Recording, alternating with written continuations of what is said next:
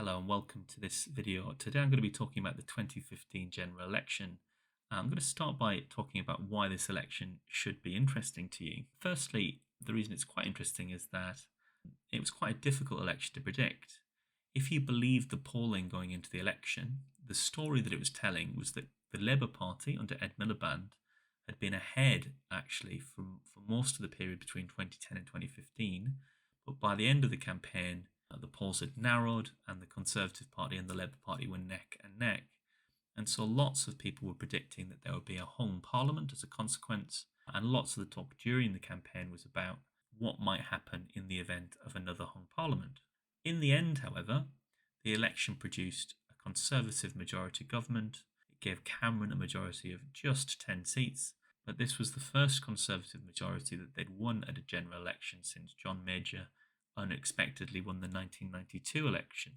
Part of the reason for this was that rather than gaining ground in this election, Labour actually lost seats overall, and that was largely because the party saw a collapse in support in Scotland. They lost 40 seats north of the border, leaving them with just one seat, whereas for the Scottish National Party, this was their big breakthrough election. Following the Scottish independence referendum in 2014, the electorate in Scotland had become polarised over the issue of independence, and that benefited the SNP to the cost, in particular, of the Labour Party. The Liberal Democrat also collapsed at this election. This had been predicted by the polling, but the scale of what happened was not anticipated by anybody. This helped the Conservative Party win a majority, as the Lib Dem collapse disproportionately helped the Conservatives. And finally, UKIP, despite not winning any seats, did very well in the election. They won 3.88 million votes, which is 12.6% of the vote overall, but they only won one seat in the election. A really nice example of how our electoral system does not favour small parties whose vote is spread out across the country. So with that, I'm going to talk a little bit about the context of the election. First thing to say about the context of this election is that Britain's first experience with coalition government since the war had ended up being relatively successful, despite some people predicting that coalition government, in a country with very little experience of such things, would end up being weak and unstable and perhaps would lead to an early election. The coalition made between the Conservative Party and the Liberal Democrats had lasted a full 5 years, and so the date of the election was determined by the Fixed Terms Parliament Act of 2011. Following Labour's disastrous defeat in 2010, with their share of the vote falling in that election to 29%, there was a leadership election in which Ed Miliband faced his brother David Miliband as the front-runners for the party's nomination. Now, Ed Miliband ended up winning that vote largely with the support of the trade unions. He was therefore regarded as being a relatively left-wing leader of the party. Of course, he was a relatively left-wing leader, at least compared to Tony Blair and Gordon Brown, who had preceded him. But within the context that we sit now, we can see that he was nowhere near as left-wing as Jeremy Corbyn, who was to come after him. The Liberal Democrats, meanwhile, argued that their influence in the coalition had moderated the Conservative Party and that they'd been able to extract concessions, things like the pupil premium and pulling people out of the bottom rungs of income tax. However, their reputation was tarnished by two things. Firstly, for going into coalition with the Conservative Party at all. After all, Liberal Democrat voters vote for the Liberal Democrats, at least many of them do, because they regard the Liberal Democrats as being on the progressive wing of British politics. And secondly, the Liberal Democrats went into the 2010 election promising to abolish tuition fees. And in fact, in government, Nick Clegg said to his party that they should vote in favour of tuition fees, and that's what many of them did. Meanwhile, the Conservative Party, if you go back to 2010, had promised to eradicate the budget deficit within a parliament within 5 years. They were forced to slow down the speed of cuts after the economy almost entered recession in 2012. This would require them to go into the election promising further cuts. But in this, they weren't unusual. This was still an election where all parties felt constrained by the context of a large budget deficit. And so the logic of austerity meant that the parties went into this election with relatively modest manifesto commitments. In 2014, the Scottish National Party finally achieved their ambition of having a referendum on independence. Now, in this referendum, the main Westminster parties, the Labour Party, the Conservative Party, and the Liberal Democrats, were on the pro-union side. They were against Scottish independence, and that had the effect of polarising the electorate, and as we've seen, it damages the Labour Party in this election. Now, this was a very spirited campaign, and actually the turnout in the 2014 referendum was the highest that there has ever been in any electoral event since universal suffrage. And finally, I should note an event that goes on to be much more significant than it seemed at the time. In 2013, feeling pressure from the right of his own party, from the backbenchers, and from the fact that the UK Independence Party started to do very well in the polls, potentially threatening the Conservative Party's support in the next election, David Cameron promises an in-out referendum on Britain's membership of the European Union. Now, we might ask, why would he do this?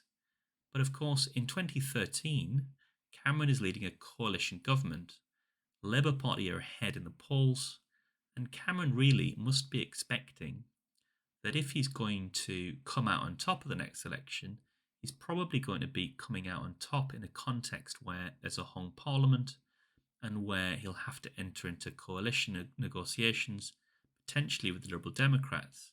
So it seems to me that Cameron's strategy by offering a referendum was to try and win support from the right, from people who might vote for the UK Independence Party, but without risking a great deal, because he calculates that the chances of the Conservative Party actually winning a majority are so slim.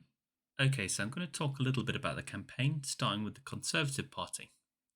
The Conservative Party's key pledge was to finish the job they'd started in 2010 by getting the deficit down by the end of the Parliament. They ran a largely negative campaign focusing on the dangers of a Labour government, with an election poster used during the campaign depicting Ed Miliband in the pocket of then SNP leader Alex Salmond. To give you a sense of how unsubtle some of this messaging was, here is a clip from their 2010 election broadcast. In just a little time now, you can decide who's going to run the country for the next 5 years. Over the past 5 years, the Conservatives have taken an economy that Labour left in ruins and started to mend it. Thanks to the British people's hard work, we now have an economy where every day there are 500 more businesses. 1,000 jobs are created, where there are more people in work than ever before. Wages are rising faster than prices, and last year, ours was Europe's fastest growing major economy. Now, on Thursday, you can vote for all this to continue, or on Friday morning, wake up to Ed Miliband propped up by the SNP and find this.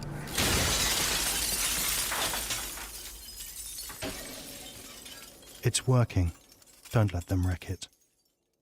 Meanwhile, as I've said, the Labour Party's message is constrained by a commitment to continue with spending cuts. Having said that, they do commit to some left-wing policies. So they commit to ban zero-hour contracts, they commit to reintroduce the 50% income tax ban for higher earners, and they pledge to use a mansion tax to help fund the National Health Service. There is a little bit of meat to Labour's offering. However, the message gets lost, and nothing could epitomise this better than the Ed Stone, which lays out very vague policies that the party wants to put forward. Again, to give you a sense of this vagueness, I'd like to show you a clip from the Labour Party's election campaign video. Hello.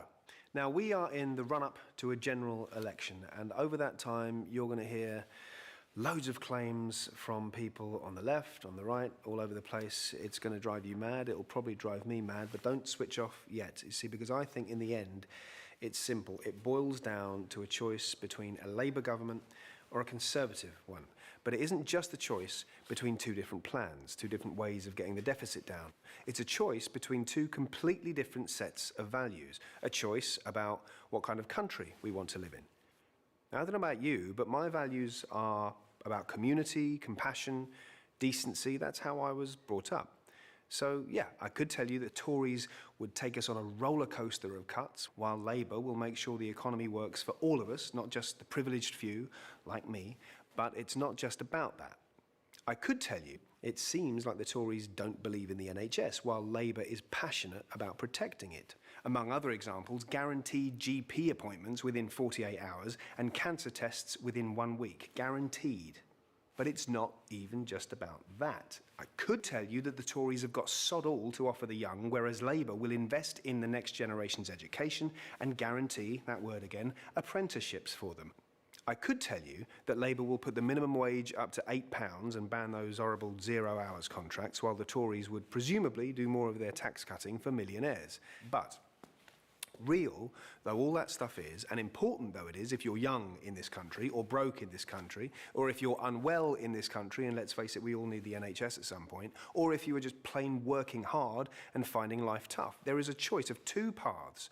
The bottom line is, what values are we choosing? Because in the end, this choice we make really does matter. Labour.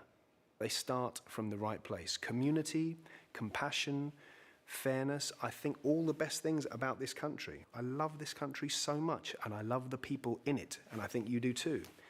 But really, for me, there's only one choice, and I choose Labour. And the Liberal Democrat campaign is best seen in the context of everybody assuming that the outcome of the election will be a hung parliament. And so what the Liberal Democrats say is that they would add a heart to a Conservative government and a brain to a Labour government. Let's just watch a little clip from their election advert. A vote for us is an opportunity for 5 more years of stability, cooperation and compassion. What happens next is up to you. Look left. You don't want to be hit by a coalition of Ed Miliband and Alex Salmond, and a commitment to drag us back into debt with Labour's reckless borrowing. Look right. You don't want to be hit by a coalition of right-wing cuts, with Tories and UKIP putting public services at risk.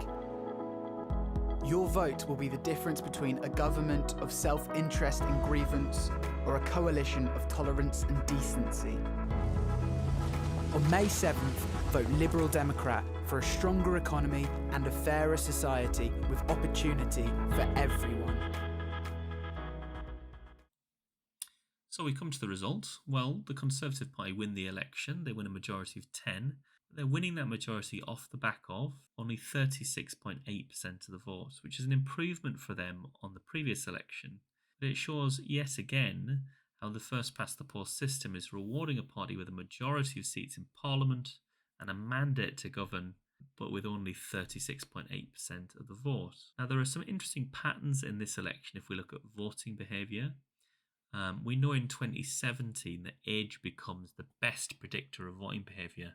Well, we're starting to see that in this election. So if we look at the very youngest age cohort, this is according to polling by IPOS Mori, 18 to 24-year-olds vote Labour by 43% to 27%, whereas those aged 65 and over vote Conservative 47% to 23%. Now, if we look at YouGov polling, we see that class does play a role in this election, because the Labour Party do slightly better amongst unskilled working class voters. They're 8 points ahead with that group on 37% compared to 29%. Whereas if we go to the other end of the occupation distribution, those are skilled managerial positions, we find that the Conservative Party win amongst those groups by 16 points, winning 44% compared to 28%. If we look by housing tenure, the Conservative Party are winning amongst those that own their own homes or those that have mortgages, and the Labour Party are winning amongst social renters and private renters. So what conclusions can we draw about this election? Well, the obvious thing to say is that the Labour Party get unlucky, whereas the Conservative Party get lucky. It's the loss of Scotland for the Labour Party that really damages them. It's a big shift in British politics that the SNP managed to win 56 out of the 58 seats north of the border, whereas the Conservatives benefit from the collapse of the Liberal Democrats. I think the other thing that I'd point out is that the Labour campaign is quite uninspiring, as opposed to what happens in 2017, where the Labour vote shoots up to 40%. the Labour Party at this point in time are still constrained by a narrative of austerity that prevents Ed Miliband from really giving the kind of positive message that Ed Miliband really wants to give. So I'll leave it there with those two conclusions. Don't forget to join me next time when I'll explore the 2017 election, and don't forget to like and subscribe.